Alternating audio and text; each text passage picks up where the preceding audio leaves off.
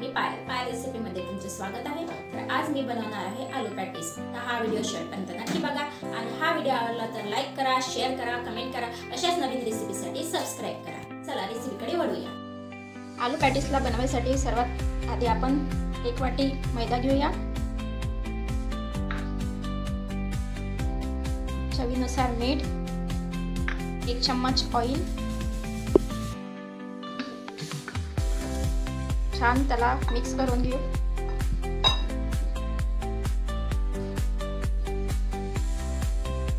आणि ओवा पण टाकून घेऊ। त्यानंतर छान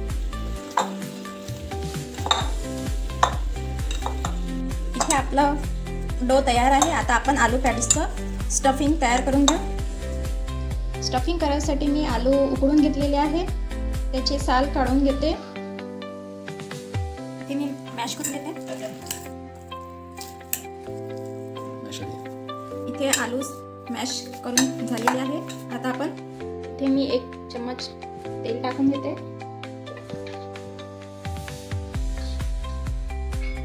इथे मी जिरा टाकून देते, धने,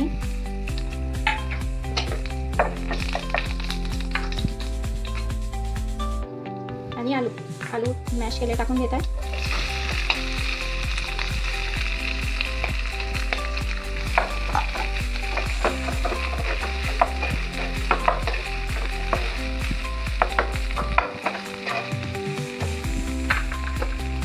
त्यामध्ये तिखट, हळद, चिमूटभर, थोडासा मसाला, आमचूर पावडर आणि चवीनुसार मीठ। इथे मी मिक्स करून घेते। स्टफिंग तयार आहे, त्यामध्ये आपण सांबार टाकून घेऊ।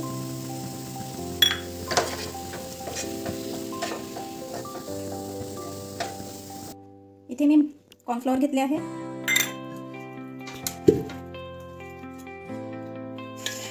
आणि 1 चम्मच 2 चम्मच तेल घेतले आहे।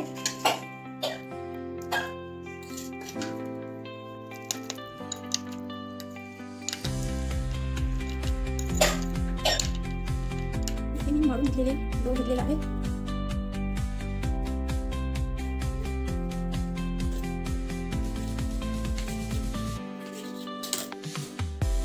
मळून घेतलेला डो घेतलेला आहे। आता याचे आपण 4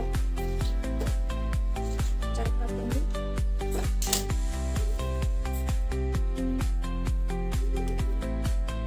इथे मी छान गोळे करून घेतले आहे। आता त्याला छान पातळ असे लाटून घेऊ।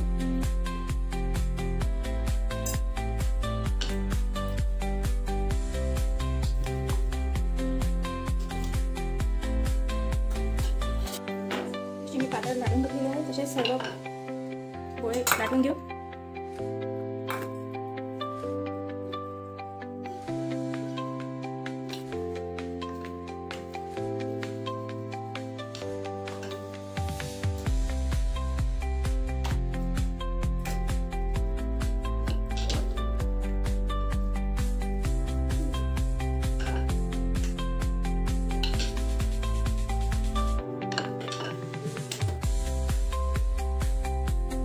अशा प्रकारे सर्व गोळ्या लाटून घेऊ।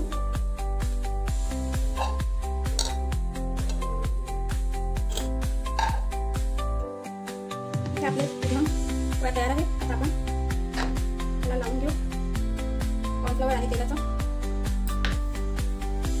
अशा सर्व त्याला कॉर्नफ्लोअर लावून घेऊ।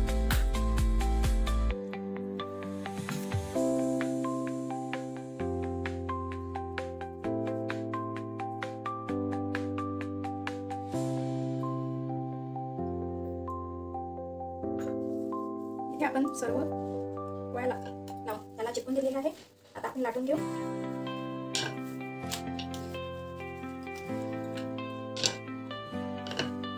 इथे मी लाटून दिलेली आहे, त्यावर आपण आणखी कॉर्नफ्लोअर टाकून घेऊ। इथे लाटून झालेला आहे। आता आपण छान टाकून घेऊ।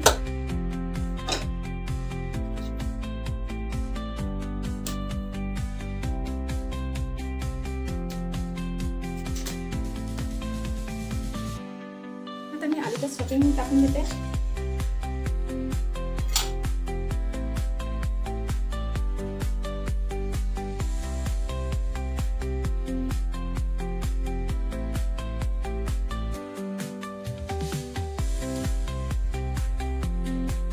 आलू पॅटीस तयार आहे. आता आपण तळायला टाकू.